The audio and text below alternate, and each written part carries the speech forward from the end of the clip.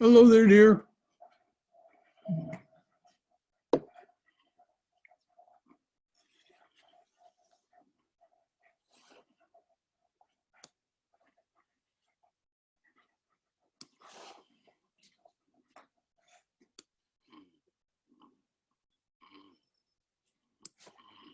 Good morning.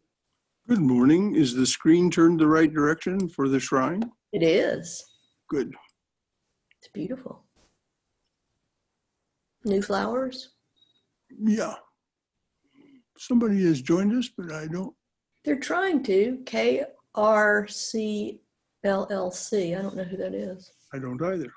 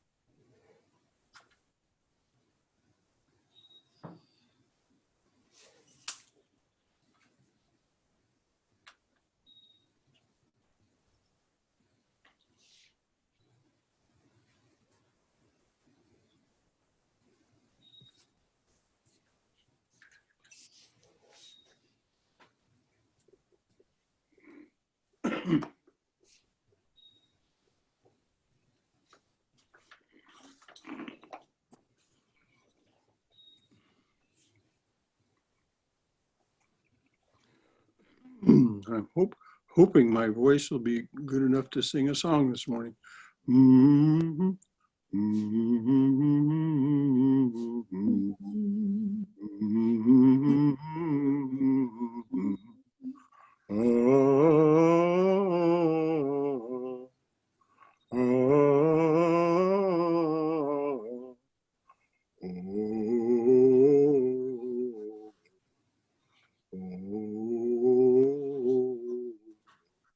I say go for it. I say go for it.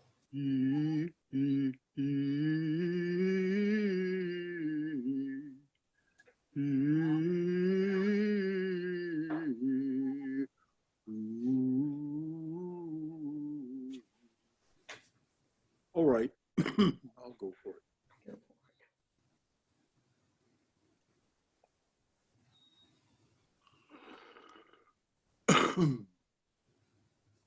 Yippee.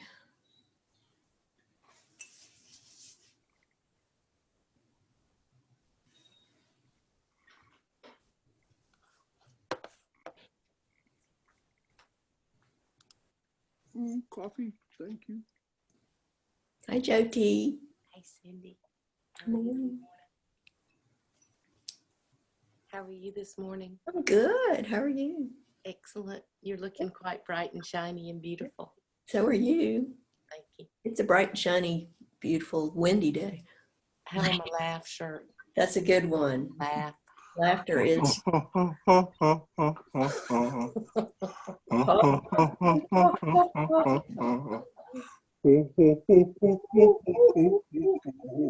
People are going to wonder where they landed when they tune in. Yeah, they landed in adrenaline land. Do you know about laughing yoga?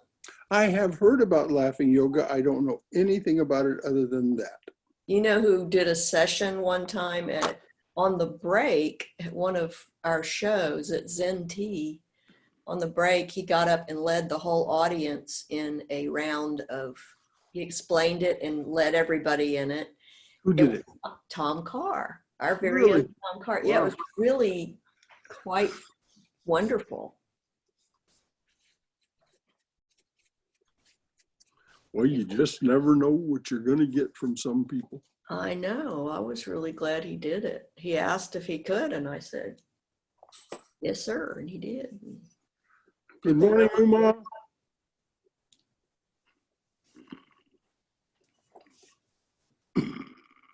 She's muted. Yeah. Can you? Hello, Yes, we dear. can hear you. Hi, Uma. Hi, I'm here. Good. Good. Yay. Can you see me? I can't see you yet, but I can hear you. Oh, how do I? Down on the bar that's on the left, Uh-huh. it says mute. Leave that alone. It should say start video. Yes. Okay, click that. Start video. Okay. There you There are. you are. Thank you. Yay. See how easy that was? Yes. Learning. Good morning. Good morning. Wonderful. I'm early bird. It's so wonderful to have our resident media expert on Oh, yes. screen. Definitely. Well, this is really fairly easy. I'm really pleased that everybody's just jumping in and trying it, and it's working. Yes. Yes. For us, old timers, these are new, very new gadgets. Yeah. But you've gotten a hold of it pretty quickly. Yeah, well, not dumb. And no.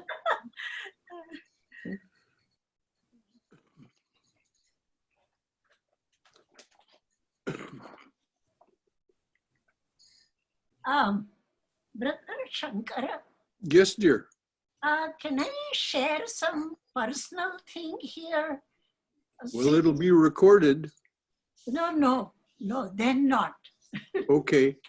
Yes, this is, it's already recording. So, Oh, well, hello, Marla. Hi, Marla.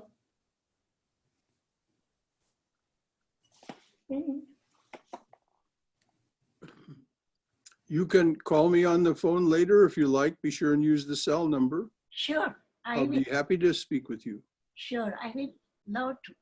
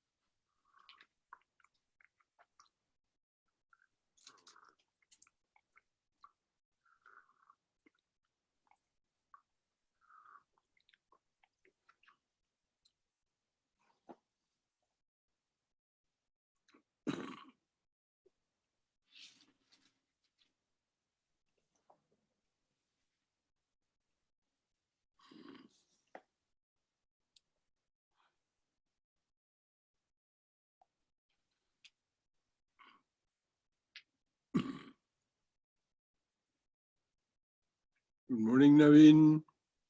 Hari Om, Brother Shankar. Hari Om.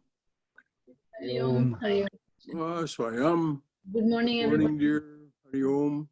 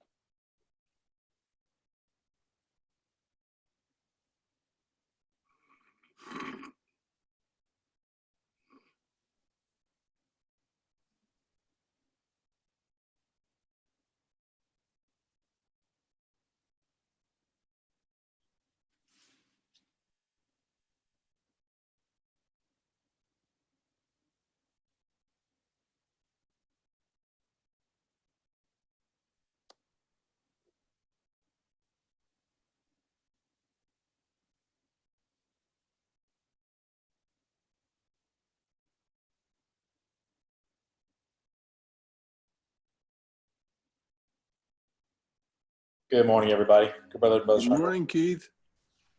Namaste. Namaste.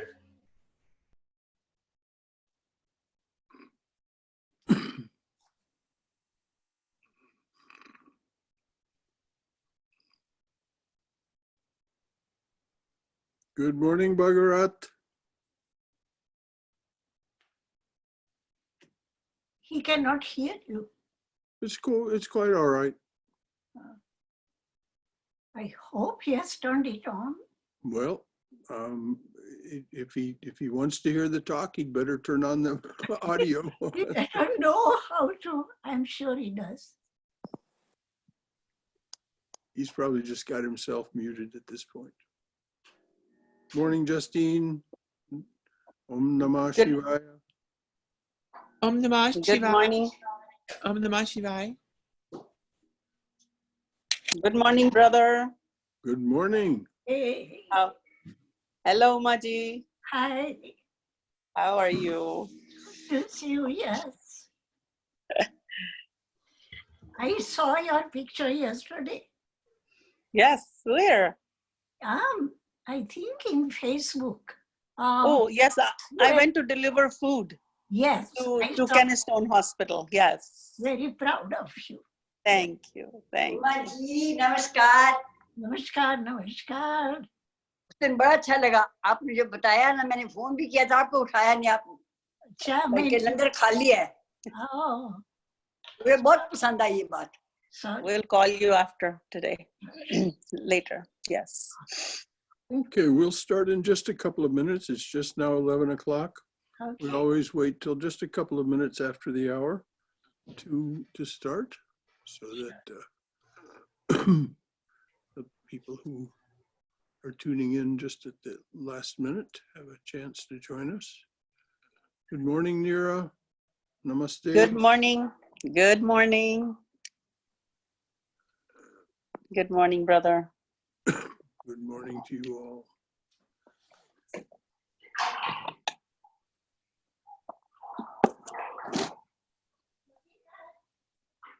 Good morning, Brother Shankara. Good morning, dear. Who is that? This is Sujata and Girish. Oh, well, hello there, Sujata. And Girish. Yeah, hi.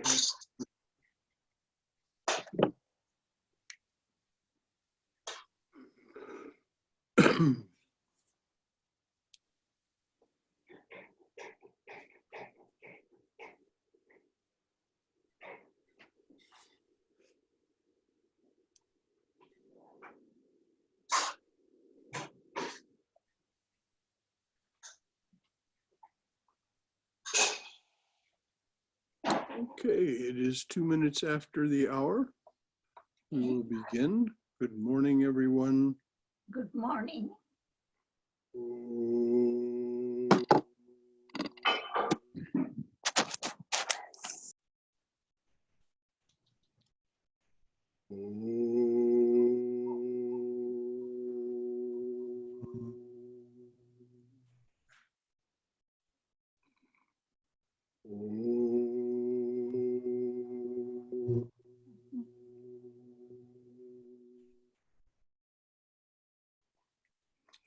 We'll do the regular morning chant, the regular starting chant after the announcements.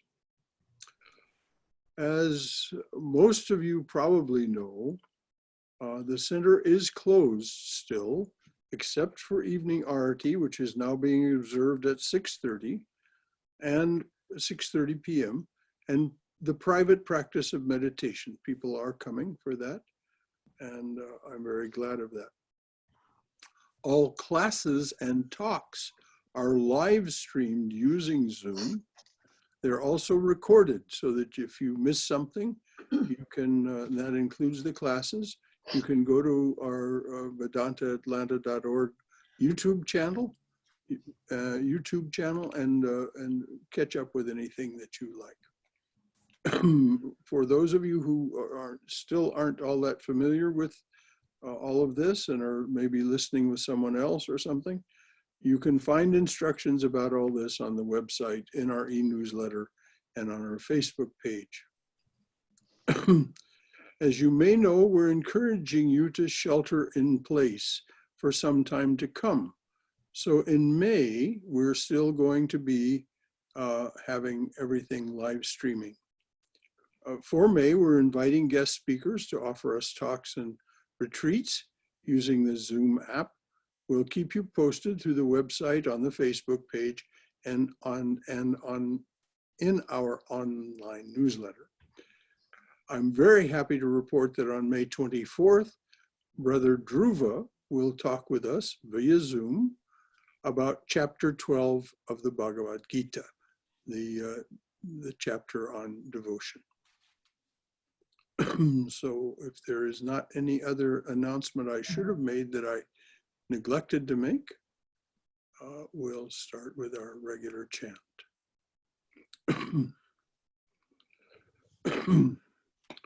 Shankara? Yes.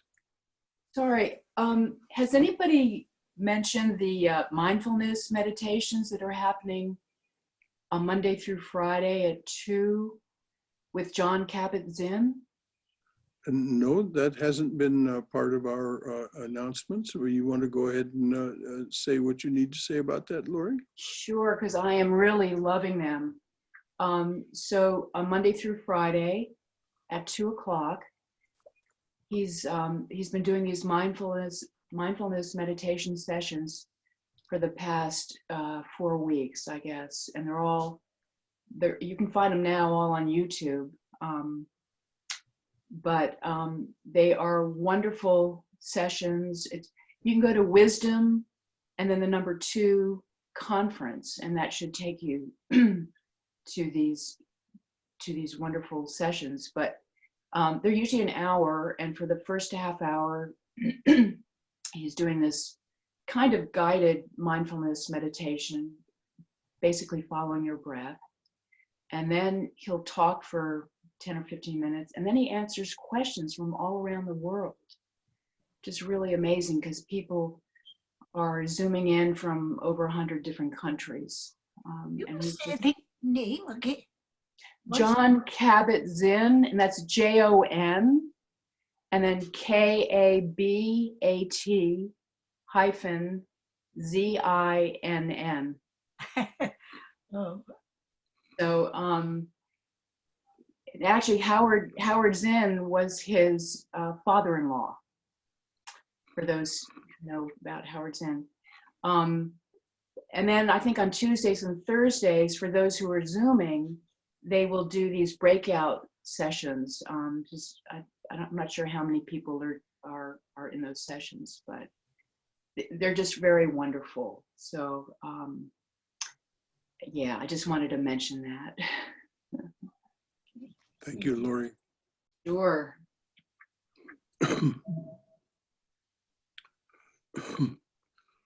Om Sahana Bhavatu Sahano Bhunaktu Sahaviryam Karavavahai Tejasvina Vaditamastu Ma Vidvishavahai. Om Shanti Shanti Shanti. May the divine being look over us lovingly as a mother and father. May the divine being support and nourish us as a mother and father. May we have the strength and skill to study together the art of spirituality. May no misunderstandings arise amongst us. Om, peace, peace, peace be unto us and to all beings everywhere. And of course, in the current circumstances, that is so deeply and heartfelt, deep and heartfelt, that wish for peace and refuge for people everywhere. I'll start this morning with a song. Because we're going to be talking about Bhakti Yoga and Bhaktas, this is called a Bhakta's Prayer. O Lord, take my hand. O Lord, take my hand. Without thee I may fall. Without thee I may fall. O Lord, pull me on. O Lord, pull me on. Without thee I may fall. Without thee I may fall. O Lord, take my hand. O Lord, pull me on. Without thee I may fall. Without thee I may fall. O Lord, draw me near. O Lord, draw me near. Thou art my all in all. Thou art my all in all. Without thee I may fall. O Lord, take my hand. O Lord, pull me on. O Lord, draw me near. Thou art my all in all. Thou art my all in all. Without thee I may fall. O Lord, fill this heart. O Lord, fill this heart. O Lord, fill this heart.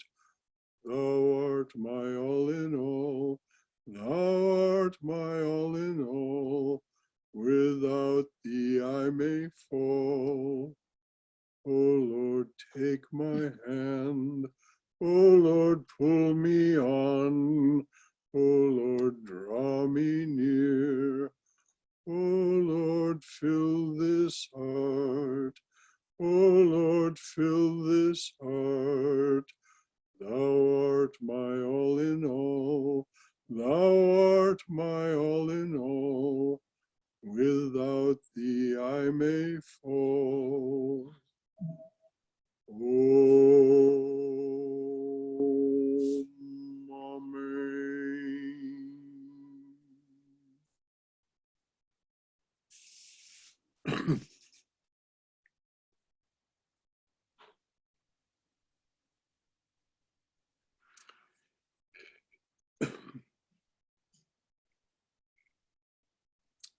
April is a month for the study of Bhakti Yoga.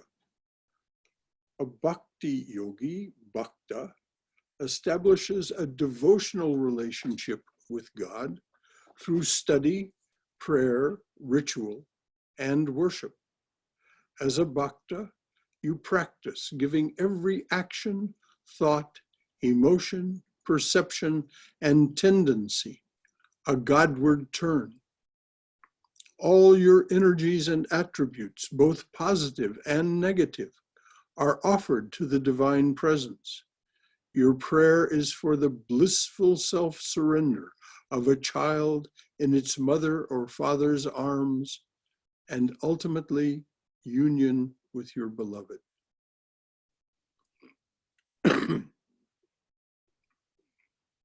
Because of the situation we're facing, this rampant pandemic, it seemed appropriate to talk, since we're talking about bhakti, to talk about a bhakti's response to this kind of transformation, a bhakta's response to transformation. We, our entire planet, perhaps the universe itself, seem to be at the beginning of a major transformation. We cannot see far ahead. Experts, healthcare scientists, economists, political leaders can offer us only limited help. They don't have meaningful precedents for what's happening. So they offer their best guesses, make pronouncements, and sometimes confuse us with conflicting guidance. In the face of such uncertainty, it would be easy to give way to fear, even panic or despair. Fortunately, as spiritual aspirants, we have a powerful alternative, the yogas. During the next 4 months, We will study what each of the yogas teaches us about how to live calmly and constructively as we ride this great wave of change. We'll start with Bhakti Yoga, the yoga of devotion. This morning, we'll explore what Ramakrishna tells us about bhakti.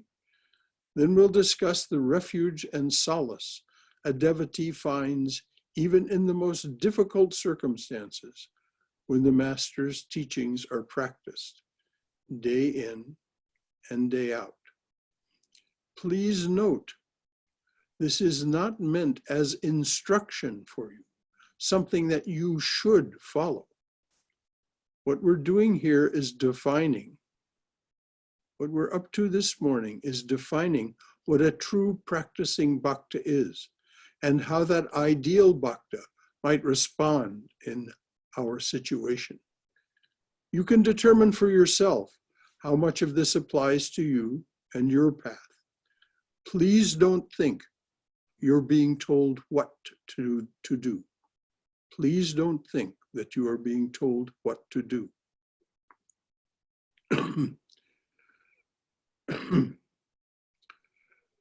As most of us have noted, some aspirants following other paths sometimes don't take bhaktas very seriously.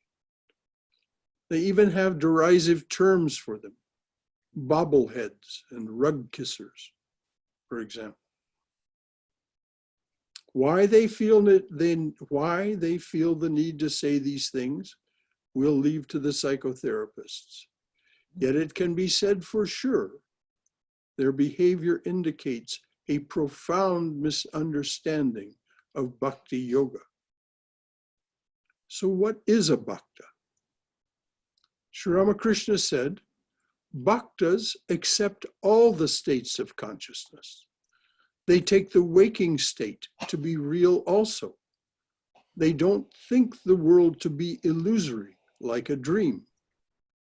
In other words, bhaktas don't accept the formulation given to us by Adi Shankaracharya that the reality is one thing, and what we experience in our day-to-day waking and dreaming consciousnesses, and for that matter, our unconscious or latent subconscious state, are a superimposition on this. Sri Ramakrishna says, no, the bhakta takes the waking state to be real also. They don't take the world to be illusory like a dream. Let's be clear that for a bhakta who has been practicing for some time, this attitude is a very considered opinion. Bhaktas are not thoughtless. There are people who are sentimental and call themselves bhaktas, no doubt. Sentimentality has no place in spiritual life. Sentimentality is pretending something is so when it is not. That kind of hypocrisy has no place in spiritual life. We may find people who do that to be commendably good-hearted, but if we watch them carefully over time, we'll notice that there's very little progress in their spiritual life. So a bhakta thinks through what it is that they see and experience. And while bhakti may have its roots in a heart-centered emotional response to the world, the bhakta finds as their spiritual nature begins to emerge, both sides of their brain have to be put to use. And so, as Ramakrishna tells us, bhaktas say that the universe is a manifestation of God's power and glory. God has created all these: sky, stars, moon, sun, mountains, ocean. men, animals. They constitute his glory. He is within us, in our hearts. Again, he is outside.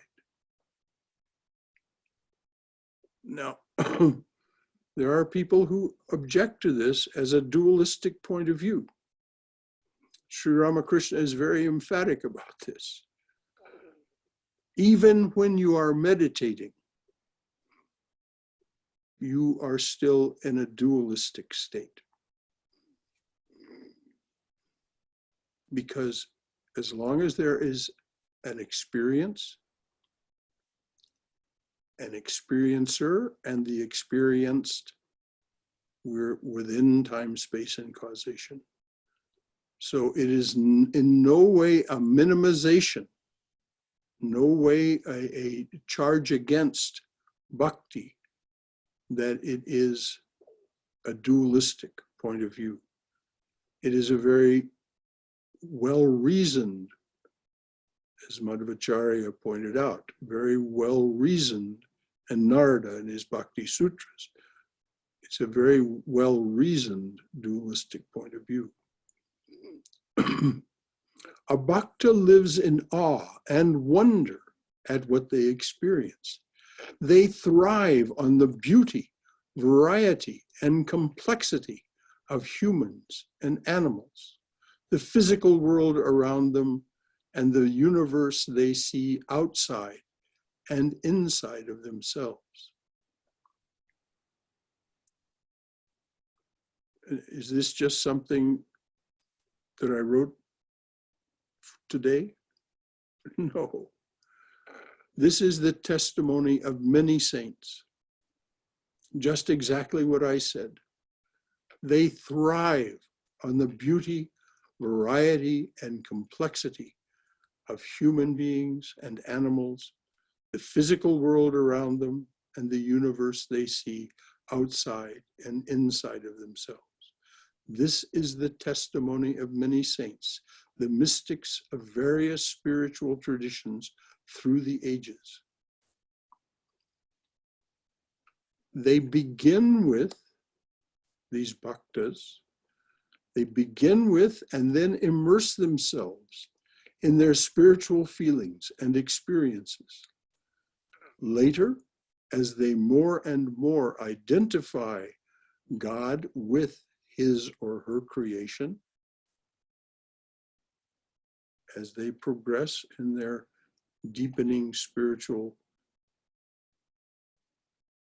being, as they more and more identify God with his or her creation, something deeper emerges. Here's how Sri Ramakrishna speaks about that. Do you know how a lover of God feels? His attitude is, "O God, thou art the master. I am thy servant. Thou art the mother, and I am thy child." Or again, "Thou art my father and mother. Thou art the whole, and I am a part." As Swami Sridharanandaji puts it, you start with the feeling and the knowledge, I am. Then you become aware of something greater and say, I am, and she or he is. Later, as your experience and your understanding grow, you say, she or he is, and I am. Finally, you know through experience, only she or he is. I am not. How can you say, I am not? God has become you. You have become lost in God. This is the state in which the perfected bhakta abides. God has become you. You have become lost in God. This is the state in which the perfected bhakta abides. They radiate bliss and joy, not because of something they are doing, but because that is who they are.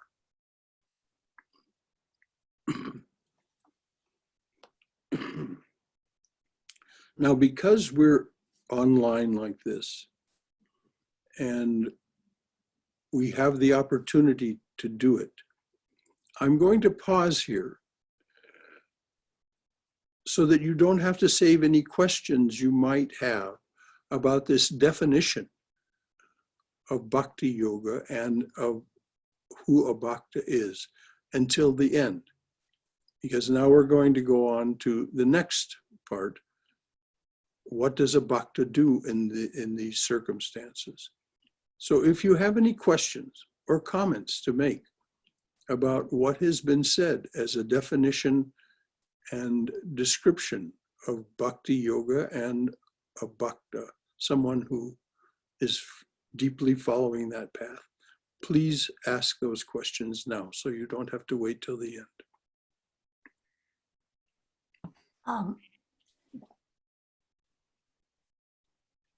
How can I become lost? Say it again, please. How can I become lost? How can I not always be I am? It is the experience of those saints who give their testimony, and if you want to read what they say, please get yourself a copy of the book Love Poems from God. It isn't that they don't continue to live, and otherwise we wouldn't have their testimony, but they no longer feel any separation whatsoever. That's why the poems, that's why what is in this book are called Love Poems from God. Jesus said, "Those who drink from my mouth, I shall become that person." So you are no longer who you were. That person is lost in the experience, in the being of the divine presence. Very good question. How can you become lost? As Swami Prabhupada was asked, Swami, if I attain samadhi, as you said, won't I lose everything?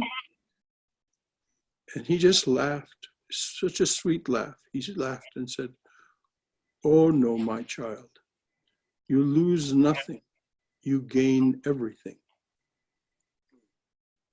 When I am lost, I have no motivation to continue to be.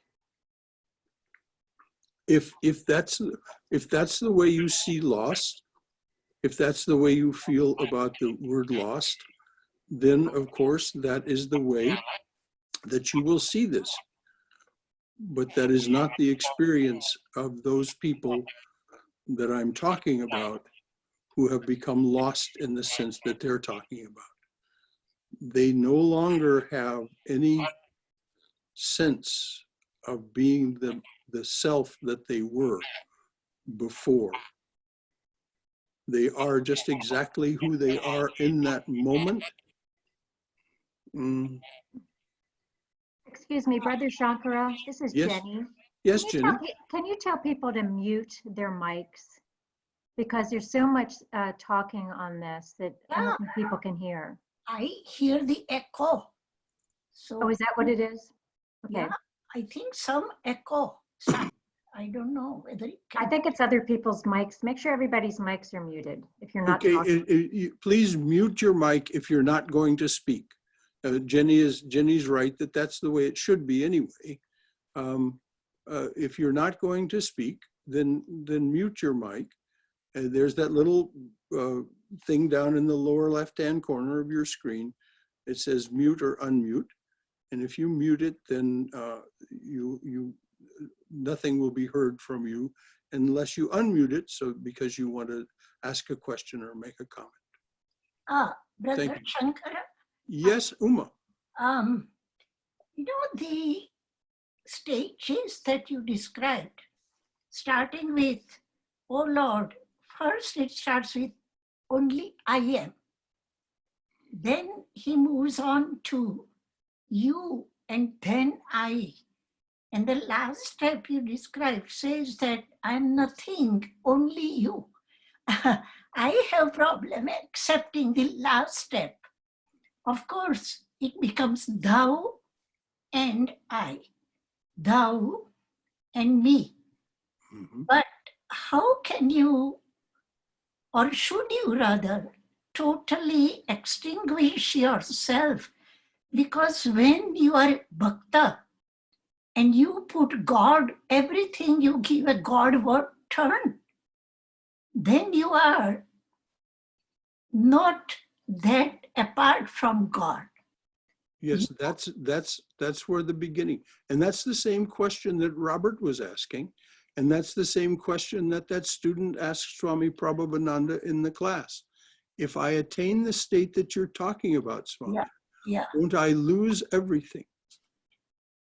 But it was so comical because there they were sitting in the presence of an illumined soul who was one of the most charming, one of the most complete human beings that you can imagine. So we should. And asking, won't I lose everything if I attain the state? No, and the Swami's answer was, no, you lose nothing. You gain everything. Yeah, I have no problem with that. What I am saying is that I should not, my, what you call existence, my healthy ego, my healthy self, whatever you want to call self-esteem or value as a person, should not be sacrificed. I think it should be elevated, not totally extinguished. Very good, Uma. That is exactly why I said and prefaced all of this by saying, this is not something that everyone should follow. These are not instructions for you. You follow your own path. Yes. And make your own self-determination about who you wish to be in the face of the reality of the divine presence. And each of us does that.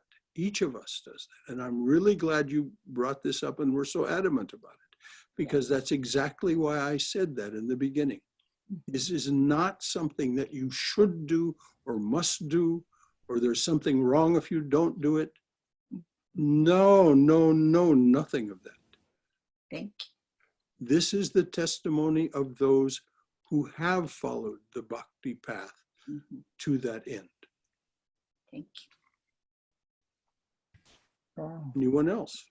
Yeah, Brother Shankara? Yes, Paul. Yes, I've been, reading that book, the Love God, Love Poems. Love Poems, yes, there it is, right? Yeah, by Ladinsky. Mm-hmm. And, I guess squaring some of this with the bhakti, there's just this one poem here from St. John. It's only 3 sentences. And I'd like to, well, anyway, let me just put it out there. Please read it. It is God who should ask. With all humility, I say, it is God who should ask for forgiveness, not we, him. Someday you will know this. A saint could explain. That's it. Finish. Yep. And is there a saint that could explain that? You just were reading from one. If you read some of these other poems, that's St. John of the Cross. Yes. And if you read some of the other poems in there, he does explain. And others say, it is God who forgot himself. So he's saying here, it is God who should ask for forgiveness. He should beg our forgiveness for forgetting himself and putting us in pain. That's what St. John and also, for that matter, Tukaram and Rabia and Hafiz, they all, in one way or another, allude to that God's self-forgetting, which is for purposes that are completely beyond our limited understanding. And as Sri Ramakrishna says, if you wish to understand, come to the neighborhood of God, all these things resolve themselves. And that's ultimately the testimony of all those saints, including St. John of God. But he acknowledges, and I love that short poem, for just exactly the reason you brought it up. It does highlight a very real thorn. Why must we feel this ache? Why must we feel this ache of separation?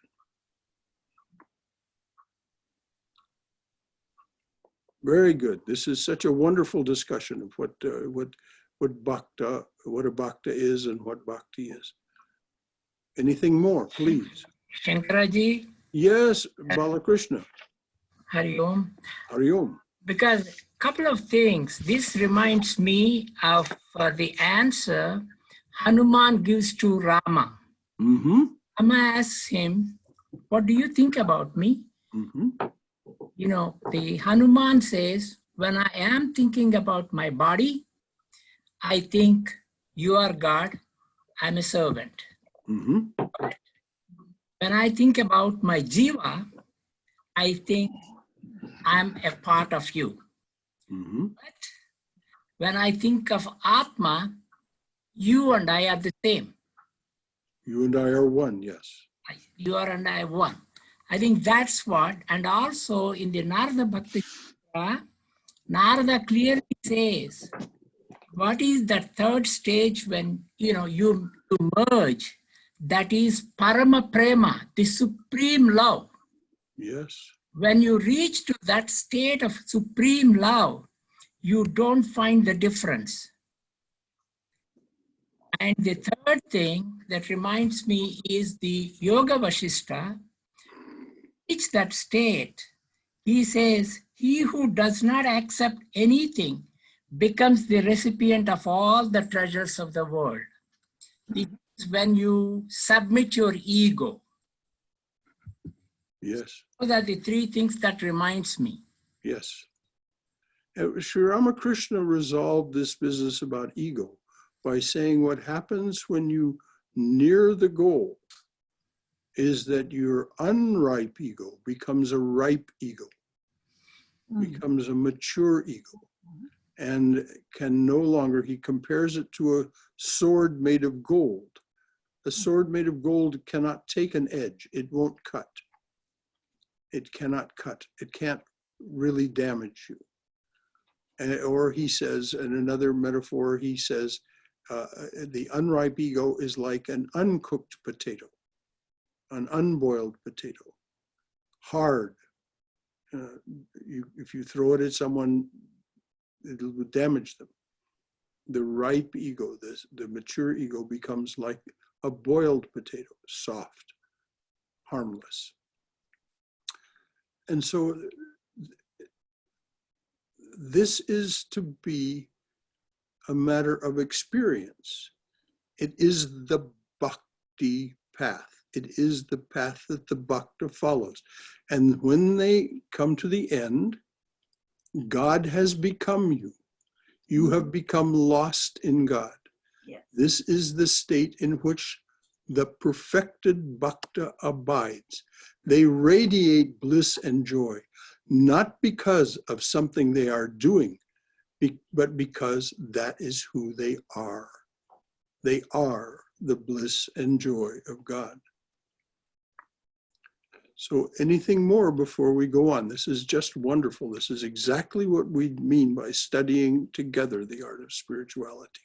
Brother Shankara, this is Sada. Yes, Sada.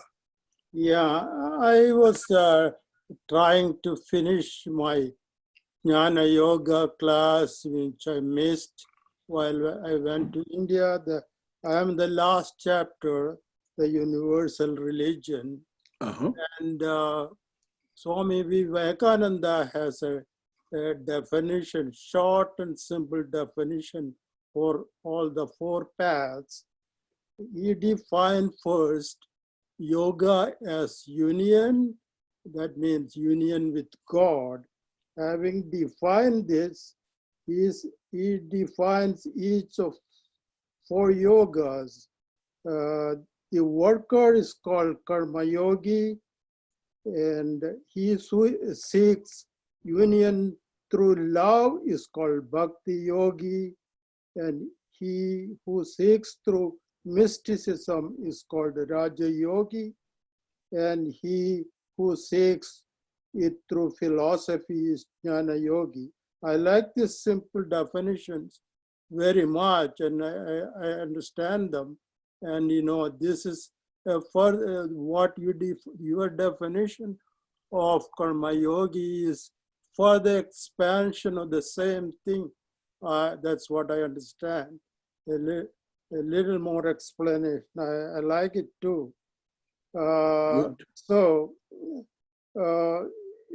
Somewhere else I can't find it. He also said, you must have all, you should agree or not agree. You should be liberal enough to see other 4 paths viewpoint. You should not object that man is a fool, who believes in bhakti. He said that I believe that also. So I think, I got little more understanding of the way you define Bhakti Yogi. I am basically not a Bhakti Yogi, but, I don't have a problem. And I am more like a Karma Yogi, Mm-hmm. 10, 15% of that. Thank you, Sada. Thank you. And thank you for reading that from Swamiji. Yes, Bhakti Yoga starts in awe and wonder at what is seen. And when that matures through experience, through actually living with that awe and wonder and what produces it, it becomes love. That is one of those bhavas, one of those attitudes. I am the servant, you are the master, or the mother, the father, all of that. And then that love matures, or actually matures is too tiny a word. It flowers like a galaxy forming. It flowers into prema, which is this overwhelming love. And finally, one becomes lost in that love. The ego, the unripe, the small ego gets lost in that love. But what reemerges is that radiant being that I talked about. So are we ready to move on? Yes. Okay. So what does such a person do? What does such a person do? A true bhakta, what do they do in the face of great change in the world, such as we are experiencing? As Brazilian songwriter and novelist Paulo Coelho writes, when we least expect it, life sets us. When we least expect it, life sets us a challenge to test our courage and willingness to change. At such a moment, there is no point in pretending that nothing has happened or in saying that we are not yet ready. The challenge will not wait. Life does not look back. So we're faced with this. Each of us is faced with this. I thought that the way Coelho put it was so beautiful. No point in pretending that nothing has happened or saying that we are not ready. The challenge will not wait. Life does not look back. Here's something of what Swami Vivekananda tells us about the changes we experience, great and small. Now, see this in the context of Bhakti Yoga for the purpose of this talk.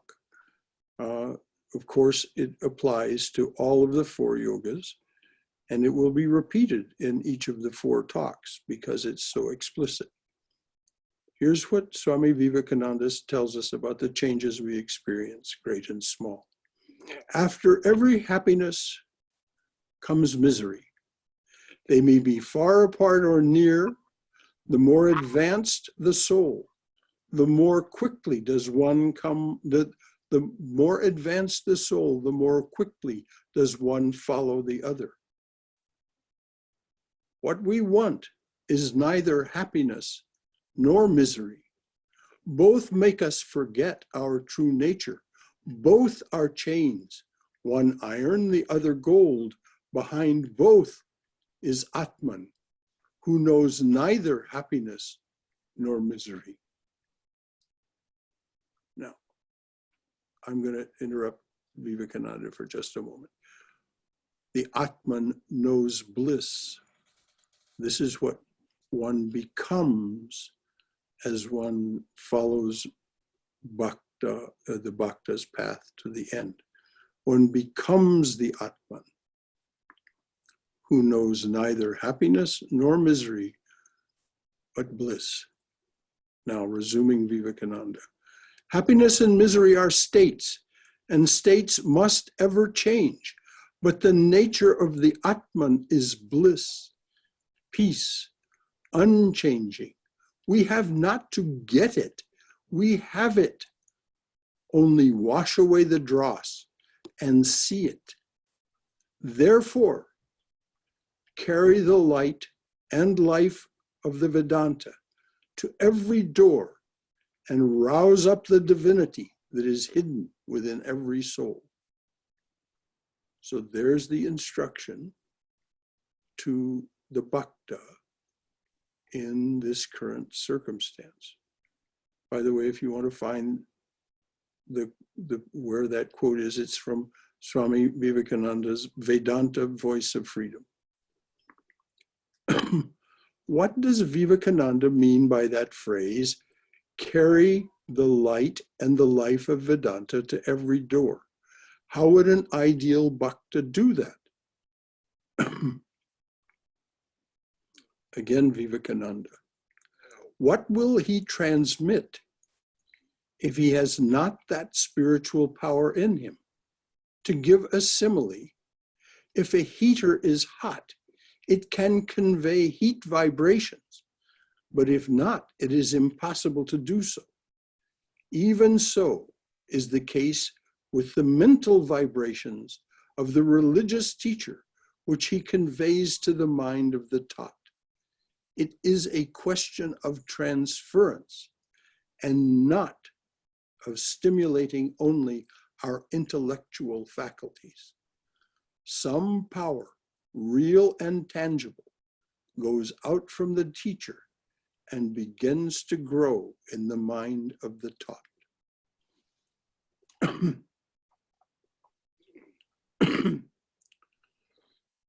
So the ideal Bhakta, the realized Bhakta,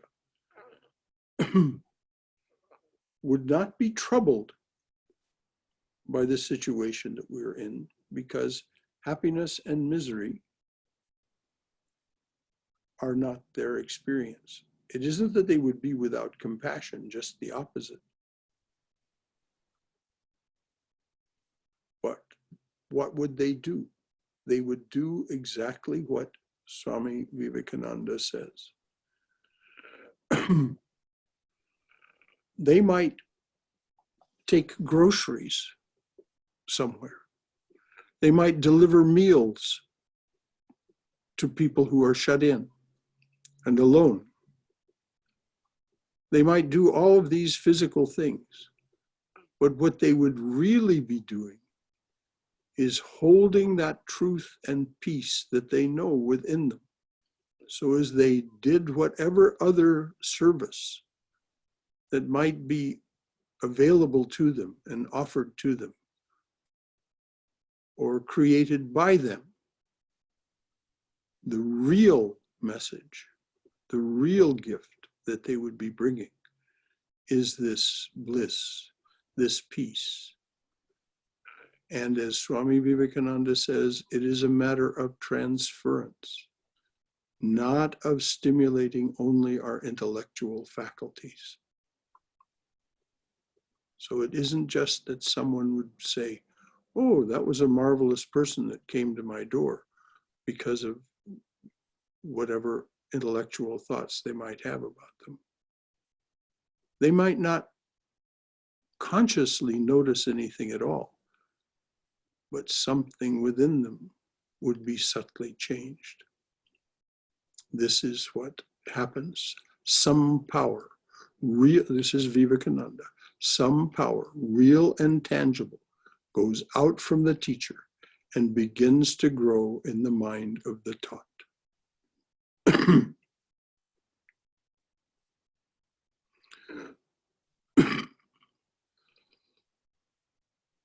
So each of us must find our own solace and refuge. Each of us must find our own way forward in this very difficult and uncertain time.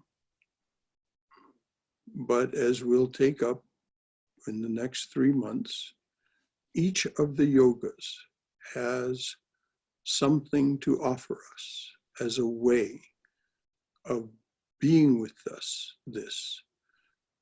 And we must always look to the ideal. We must always look to the fulfillment of what the yoga offers us. Yes, there is a process. Yes, there is a step by step. Each of the yogas, as we know, has its own workbook. So Narada's Bhakti Sutras is a workbook.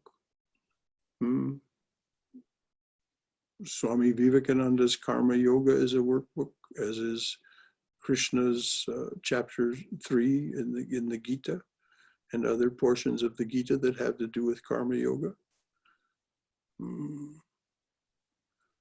Raja Yoga has the Yoga Sutra of Patanjali and other things. And Balakrishna mentioned earlier, something that is often neglected these days, and that's the Yoga Vashishta, along with Adi Shankaracharya, his crest jewel of discrimination. All those are there.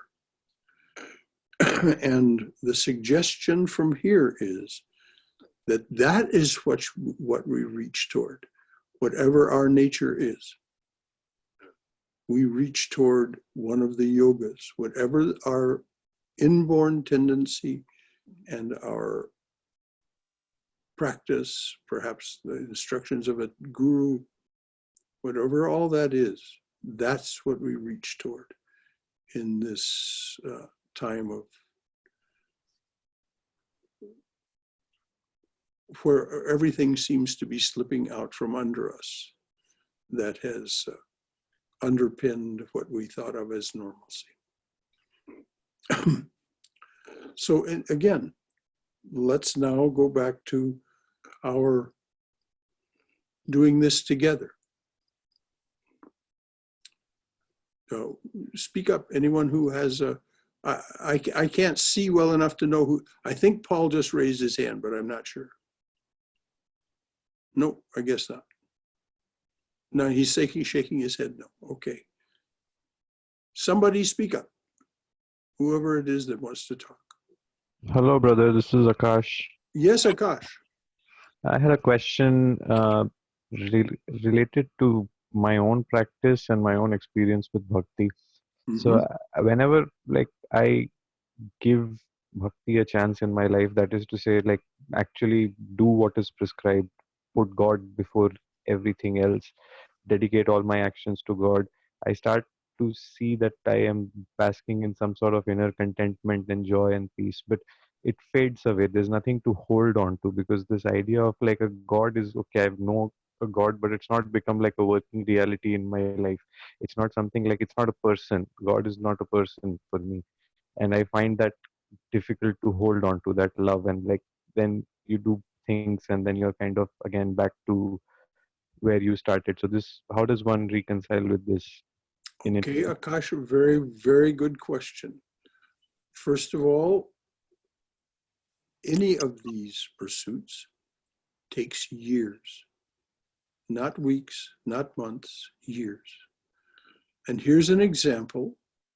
And so I'll pose the question, not for you to answer it out loud unless you wish. What do you love? You say God is not a person, fine. Now here's a story. Sri Ramakrishna, of course, was totally devoted to the divine in practically any and every form. So, of course, this made him a matter of great interest to people who weren't that way.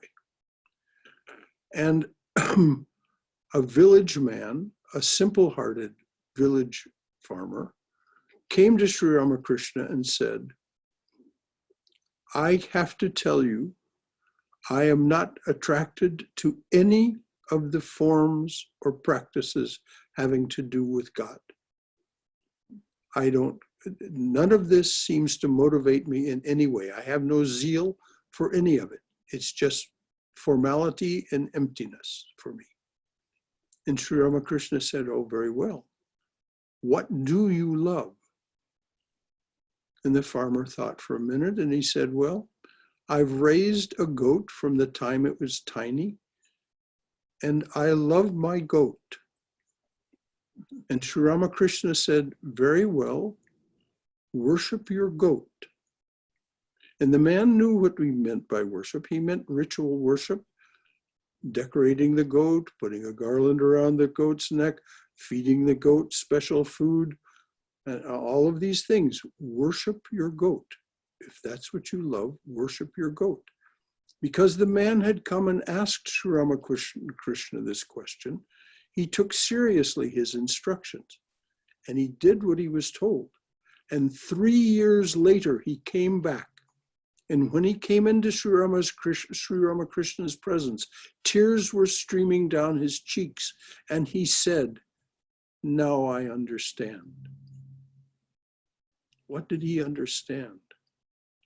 It's exactly what the sage Yajnavalkya said in the Brihadaranyaka Upanishad, the Great Forest Upanishad. He said, it is not for the sake of the wife that the husband loves the wife. It is for the sake of the self. And he goes on with this great long list. And so the farmer found that the reason he loved the goat was for the sake of the self within the goat. That's what he came to understand. And that's what he was telling Sri Ramakrishna. Now I understand. Sri Ramakrishna didn't have to tell him any of those things. He didn't preach to him.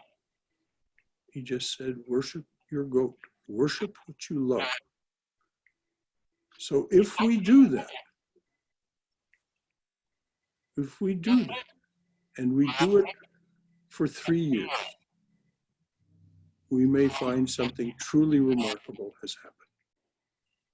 Sorry, there is some echo sound again. Yeah, I don't know what it is. If everybody who isn't speaking mutes their microphone, then that will go away, because what it is it's a feedback. Somebody's speaker is being picked up by their microphone and feeding back. I think it's Bob's. Yeah, I think it's Bob's, just the way he has his speaker set, because I only notice it when his mic is open, but it's closed now. Okay, very good. Okay, all right. Comes and goes. Anyone else have a comment or question? That was very good. Brother, can I comment? This is Neera. Yes, of course, dear. So you really illustrated it with such beautiful story.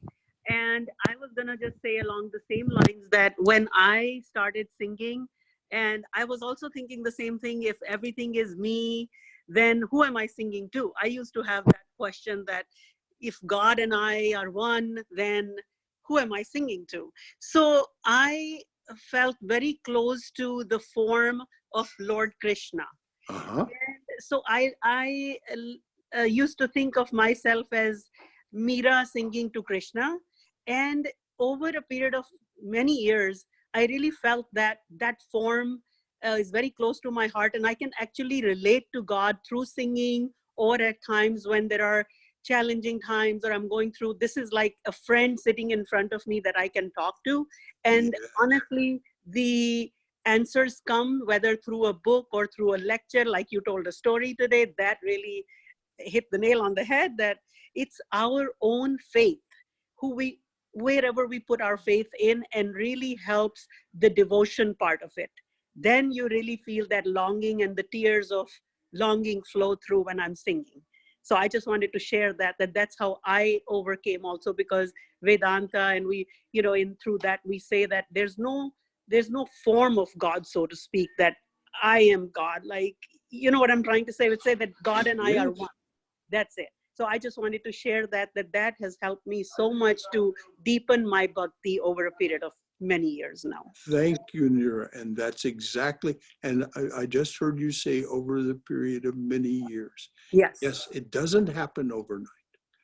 And those forms of God, as Sri Ramakrishna said, out of the ocean of formlessness, by the cooling power of the love and devotion of the devotee, God takes form.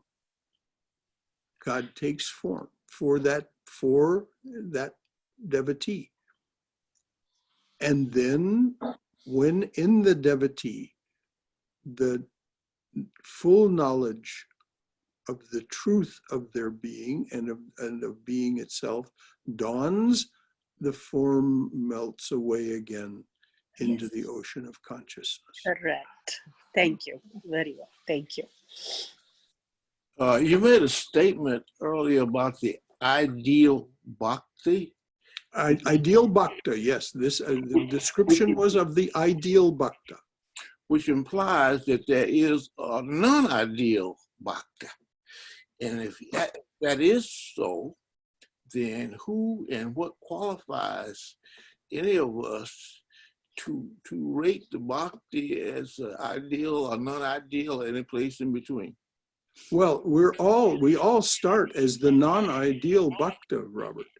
We all start as some approximation of what a bhakta truly is. But we're still a bhakta. Oh, yes, yes, yes. Of course, if you are heart-centered, and if you offer your devotion to the Lord in whatever form or formless aspect appeals to your heart, yes. But what I was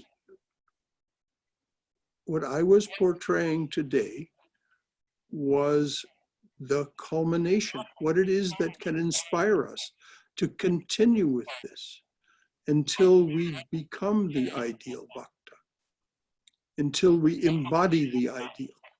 And it's not that there's something wrong with us because we don't already embody the ideal. Oh no, just exactly the opposite. Just exactly the opposite. We have no idea when that embodiment will come. We just keep practicing, keep practicing, keep practicing. The purification, the cleansing of the heart, it's like Chaitanya's prayer says at the beginning. Chant the name of the Lord and his glory unceasingly, that the mirror of the heart may be wiped clean and quench that mighty forest fire, worldly lust, raging furiously within. This is the beginning of the Bhakta's path according to Chaitanya, his workbook, his little primer, which is his prayer. Can you hear me, Brother Shankar? Yes, I can. Okay. There are two things I wanted to mention. Number one, the word bhakti has been put into several categories which may confuse. For example, Desh Bhakti, Guru Bhakti, Raj Bhakti, Pitru Bhakti, Matru Bhakti, etc., etc., etc. But the service should not be considered as synonymous with bhakti. Most of them are services rather than bhakti. In the bhakti sense, I'm so glad you brought in animals, because there are number of stories which tell that a cat was a bhakta, a dog was a bhakta, a crocodile was a bhakta, an elephant was a bhakta. That means bhakti is distinct to biological beings rather than to the human beings alone. Number two, Bob was asking me about in non-ideal bhakta. I would answer that by saying that sometimes bhakti is easy to exhibit and difficult to practice, and that separates an ideal bhakti from a non-ideal bhakti. Because exhibit of bhakti is so common that sometimes it turns off the people by its fakey nature. But on the other hand, there is also several illustrations that God offers test, pariksha, to bhakta from time to time to time to time. This is not in form of a classroom and a paper, but in terms of the events that he poses in your life. And therefore, your earlier connection of coronavirus and bhakti was very appropriate one. This is the time you will be tested. If you are a real bhakta, in that case, you will take in the same stride. But on the other hand, if you are a non-ideal bhakta or a pseudo bhakta, then you will bend under the pressure and start like any other weak human beings. So pariksha is a very important, or examination, the test of a bhakta is very important point, and that's why God puts a lot of test in our life. And each test gives you a chance to prove whether you are a bhakta or not. So it's a very much like a self-assessment examination. Oh, yes. As we know, even Narada was put to the test by Krishna. Yes. Krishna said, "Oh, Narada, I'm thirsty. Go get me a glass of water." And the story is that Narada became completely lost, though he was Narada and though he was Krishna's bosom buddy. He became completely lost. And that whole story we don't need to go into, but it's yes, pariksha is there. Can I add a comment to Dr. Maj's Please, comments? So beautifully, of course, he has a way again of bringing things up beautifully. I also say that, and Dr. Maj and Umaji know about my struggle through law school and bar exam and so forth, so I won't go into detail, but that showed, because when it's easy, everything is fine. It's so easy to say, oh, I have full faith in God and whatever God does. But when God brings upon COVID type of challenges and many others in our life, that's when we like, oh my gosh, just we break down. And to that, there was a poster that said that it's very easy to hold the helm when the sea is calm. You know, the real test comes when the sea is stormy, and so I feel like what we are going through, and honestly, again, not a pat on my back, but it's all due to these kind of satsangs that reinforce that our son being in New York, right in the epicenter of everything. For a minute, then I used to think, oh my gosh, where? And then I thought, well, there are so many millions doing the same thing, and all we can have is faith that whatever God will do is for our best. And when it's time to go for all of us. There's nothing we can do. The worrying won't help.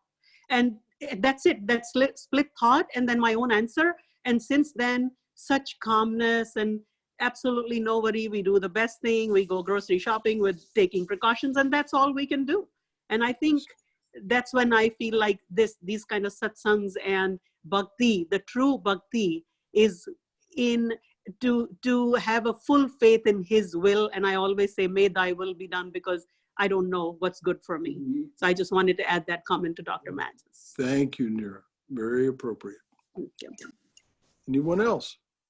Shankara, Yes, dear. buddy, I just wanted to say, when Neera, when you were talking about when it's easy to take the helm when the sea is calm, and not so easy when everything's going stormy and crazy.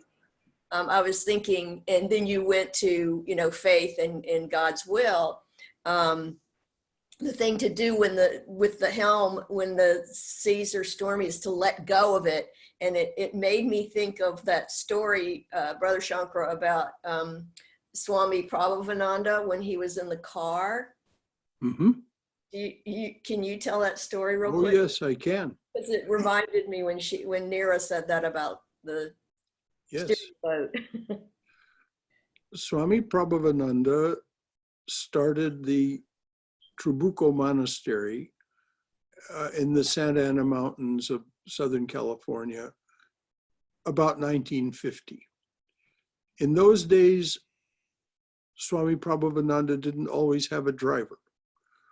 And it was about a 2-hour drive in those days from the Hollywood Monastery to the Trabuco Monastery by back roads through the bean fields and so on. At one place, the road became so narrow that it was difficult for 2 vehicles to pass one another going opposite directions. So Swami was driving on that road, and there was a devotee with him, a woman. And he was barreling along. Swami didn't drive cautiously, apparently. He was barreling along, and he came around a curve, and there was a truck coming toward him. Now, there was no way that those 2 vehicles were going to successfully pass one another. So what happened is, according to the woman who was with him, he simply drew his legs up into a yoga posture, let go of the wheel. The car careened off into the field and ultimately came to a stop. The Swami had simply let go the helm. And everything turned out fine. But he didn't know that was going to happen when it happened. He just, rather than run into the truck, and he just let go of the wheel and sat in the yoga posture and drew his attention to whatever it is that the Swami drew his attention to, doubtless his master Brahmananda and Ramakrishna and Holy Mother. But that's what he did. And that is said to be an absolutely letter to the letter true story.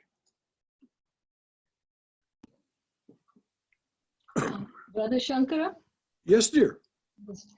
I was, sort of wondering what or how can one be propelled from the non-ideal towards the ideal in this path?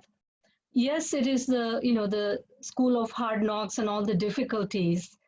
But sometimes I find that when good things happen, the gratitude that overflows from the heart helps me connect to that ideal, perhaps even better than the hard knocks. Oh, well, absolutely. The wonder of bhakta, the wonder of the bhakta is that they live in awe and wonder and gratitude at the complexity, the variety, the beauty of the world. If you read the testimony of the saints, this is where they all started. And I mean started, and then 40 years later, or however many years it was later, they're writing of these things. But they all began with the beauty, the complexity, the variety of what they saw before them. It was a wonder to them. And and of course, it can come in many, many different guises. But no, bhakti is a positive path. You're drawn toward that which attracts you and it is beautiful. And yes, we suffer hard knocks, and the pariksha as Dr. Mudge pointed out. But that's not what bhakti is about. Bhakti, if you read Narada's Bhakti Sutras, you find it is about starting in awe and wonder, slowly deepening into love, and love into prema, and prema into immersion. You become that. Thank you. Mm-hmm. Brother Shankara. Yes, Paul. Yeah, these are some wonderful questions, and I really do especially love that last question, that I don't always have to be motivated by the suffering of tragedy or of some misfortune, that I can be motivated by the blessings and by the goodness of life as well.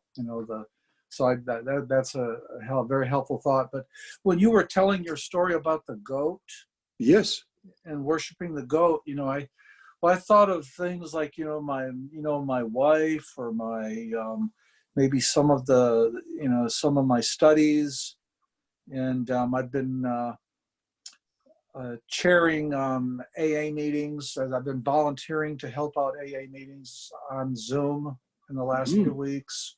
Good. And just as something, some form of service. And but when you said goat, I most of all thought of my boat. Mm-hmm. I have a little 19-foot sailboat up on Lake Lanier. Mm-hmm. And I've really been, painting it and sanding it and working on the motor and, just fussing. Mm-hmm. And I wonder but there's I guess a concern about idolatry. When you make a golden calf. This is the difficulty with the language of theology. You know your motives, Paul. No one else truly knows you, truly knows your motives. No one, only the divine. So if you can deify, if you can divinize your relationship with that boat, then it's not idolatry. If, on the other hand, you have such a relationship with that boat that you are somehow dependent on it, and if it suddenly disappeared from your life, you would be devastated, then that could be problematical. Mm-hmm. Yeah. So it's a matter of your heart, your intention, your being. There isn't a hard and fast rule. And this is where I say the language of theology and things about idolatry, Yeah. Well, I think coming from somewhat of a Christian background, where they melt all their jewelry and create a golden calf. Oh yeah. And they get into that, and then Moses. Please remember, Paul, that's not a Christian story. That is a pre-New Covenant story. That is the Old Testament and the Old Covenant. Christ brought something new. Christ brought something new. And it is much more centered in love and forgiveness than the Old Testament and the Old Covenant. That's why he brought it, and by his own testimony. Yeah, And thank you have to very much. remember, you have to remember when you think as a Christian, what Christ said about you as a follower of Christ. I am the vine, ye are the branches. Non-separate, non-separate. Right. Well, I see myself as I guess we were talking about the ideal bhakti and the non-ideal bhakti, and the non-ideal Vedantist and the non-ideal. No, I never said anything about non-ideal. I never said it. I never disparaged anything.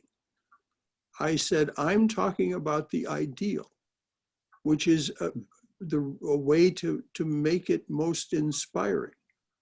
No, any bhakta is a bhakta. If we are a sentimental person, given to a kind of hypocrisy, pretending things are true when they're not true, this is a problem, not for bhakti, but for that person. It's their difficulty that they're dealing with.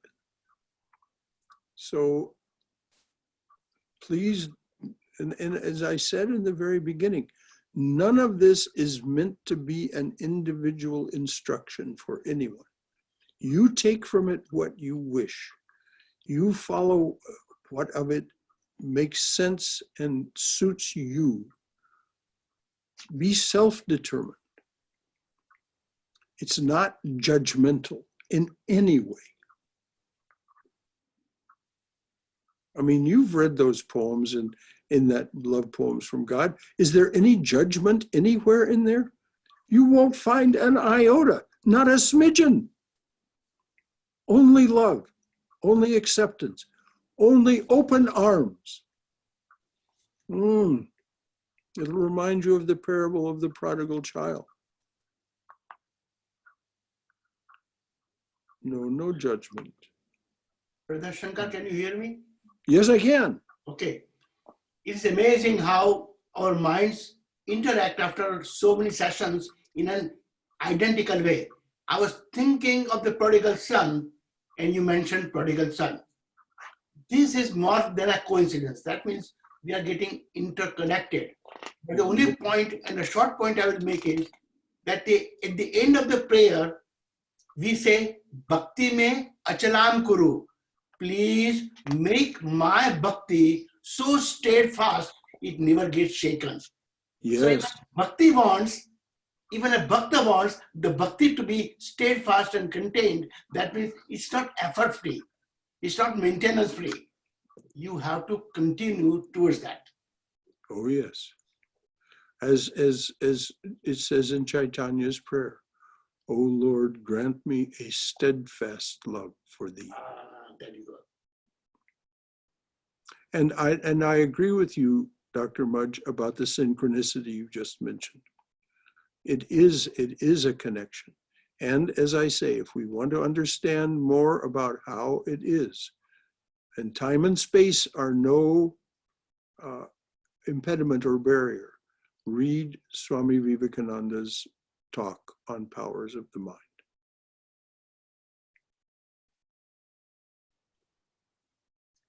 Anyone else? Brother Shankara, this is Haima. Yes, Haima. I just wanted to make a comment. Swami Vivekananda in his Jnana Yoga, Bhakti Yoga book, he said that Jnanis hold Bhakti to be an instrument of liberation. Say that again, please. Jnanis hold Bhakti to be an instrument of liberation. Yes, they have to be, they have to have devotion. They have to, a jnani without devotion, it's not a bhakta's devotion. It's actually liberation. That's what he says. Yes. Jnanis hold Bhakti to be an instrument of liberation. Yes. Yes. Right. Devotion and liberation. Devotion to their path, their way, they have to have that devotion. And it has to be uncompromising. And he also said when they used it as an instrument, really it's a lower form of worship, but the higher form automatically will develop as you progress towards that bhakti. That's from lower form to higher form. That's exactly why the ideal was offered this morning. All of us are on the path to that. But when we see what is possible for us, and we see what is possible for us in the face of what we're seeing right now, which looks like a true world transformation, a great correction. What these yoga paths, next month we will talk about karma, what the karma path offers us, what a karma yogi's response to transformation. Thank you. And then the next month, the Raja Yogis, and the next month, a Jnana Yogis. And the reason it comes at the end of each month is so that we will have had time during that month to study what that yoga is, what its workbook is, and what the path is.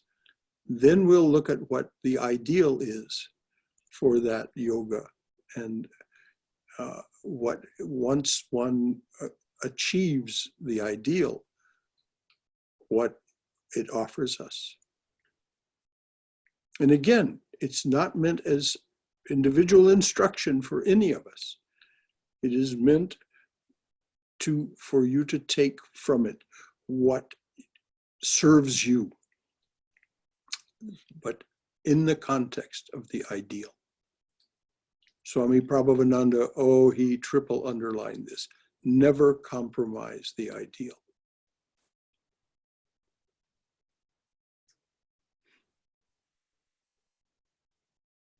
Anyone else? Well, this has just been wonderful, dear, this conversation. This is just exactly what it means for us to study together the art of spirituality. This is not top down. Now, Marla is trying to ask you a question. Yeah. Yes, Marla. I couldn't figure out how to raise my hand. Okay. One comment I wanted to make was that I have to just say your description, the line where you said that, Bhakta is about awe, wonder, beauty, the love of variety and complexity of human beings, animals, and plants. That kind of set me on fire right there. Well, I'm so glad. And so then I had to think of like what in Western thought, who could this possibly fit? And so do you think Walt Whitman would be a good Walt Whitman, yes. And St. Francis of Assisi. Yes. You read St. Francis of Assisi. I mean, he just exulted. He just exulted in the natural world. So he had conversations with squirrels. Yeah. He really did have conversations with squirrels. He said, I had a conversation with one day with an old friend, a squirrel, about the sacraments. And he got so excited. He ran into the hole in his tree and he came back with acorns and an owl feather and a ribbon he had found. And I said to him, yes, you understand. I mean, this is St. Francis of Assisi. I just love the fact that there are a group of people in Mexico who have an affectionate name for him, San Pancho. San Pancho. So sweet, so affectionate.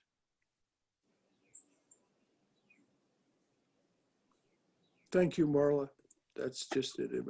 And yes, it's meant to set us on fire. The ideal is meant to set us on fire. That's what draws us.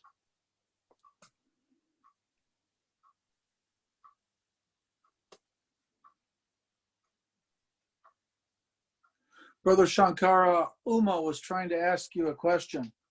Well, the thing is, you have to speak up. You see, I don't see that well, dear. You're tiny on the screen, so Yeah, you just have to you're speak muted, Uma. You're muted. Unmute yourself.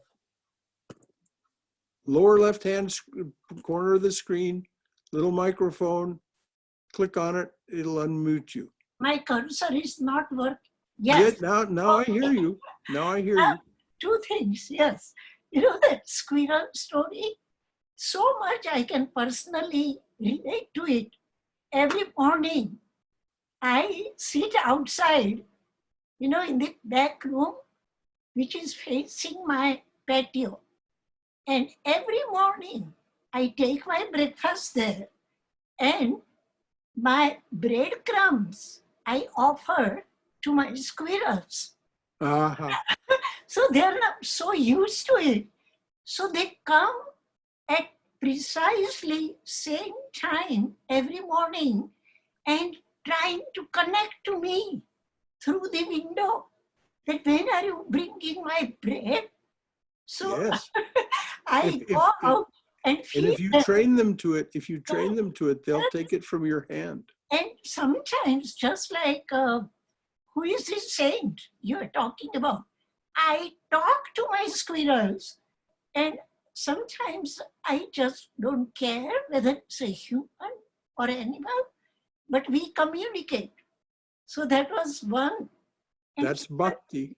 yes. And second thing, Brother Shankara, talking about completely letting go and accept God's will requires, I think, deep faith and trust that whatever God does will be in my favor. Although at that time, we are so upset.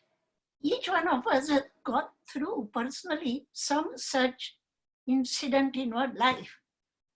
And I will not get too personal, but at that time, we even feel like cursing. But in the retrospect, after years of that thing has gone away, we realize that what happened was really for our good, for better. And furthermore, Uma, it's always good to remember what the Buddha said. Yes. You are not the same person that you were a moment ago, let alone some years ago. Yeah. You are not the same person that you were a moment ago. These are the Buddha's words. Yes, and I accept that, but the hindsight knowledge comes. Yes. After the thing is over, you go back to it and you completely trust God that whatever he, she, or Brahman does is in our favor. That's what Swami Prabhupada meant when he said, "No, my child, you lose nothing, you gain everything." Yes, yes, I believe it. Trust is the word. Yes, in its highest sense. Yes, in the highest. Deep faith or trust. Shraddha. Shraddha, exactly. Anyone else?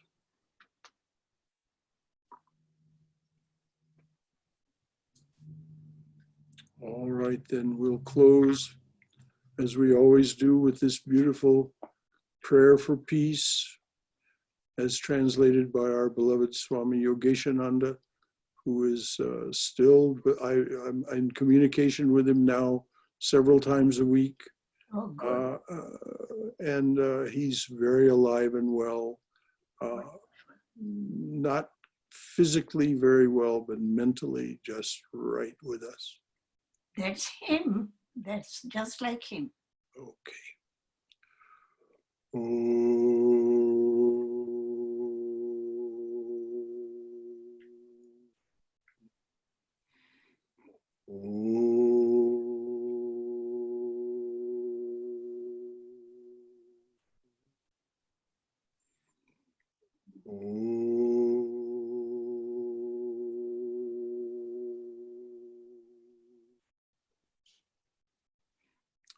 Let there be peace in outer space. Let there be peace in outer space.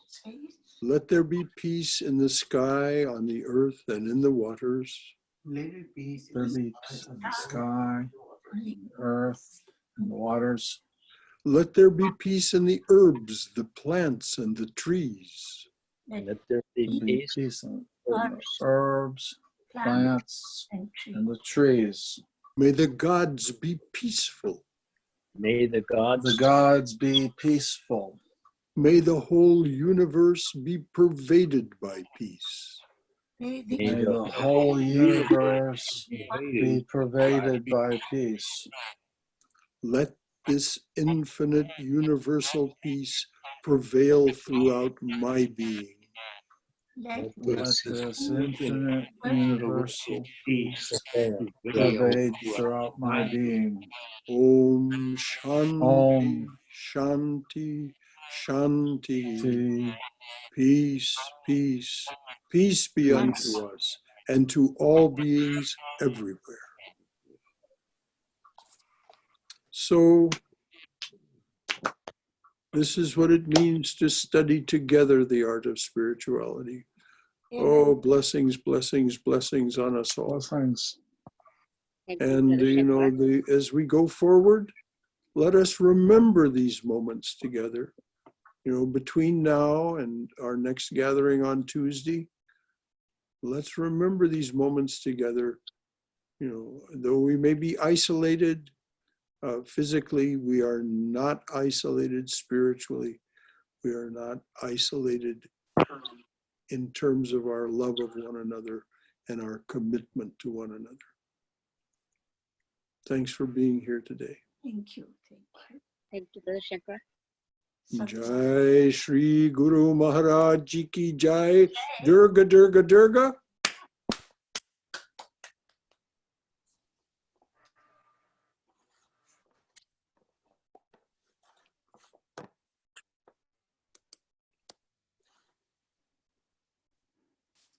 Bye-bye.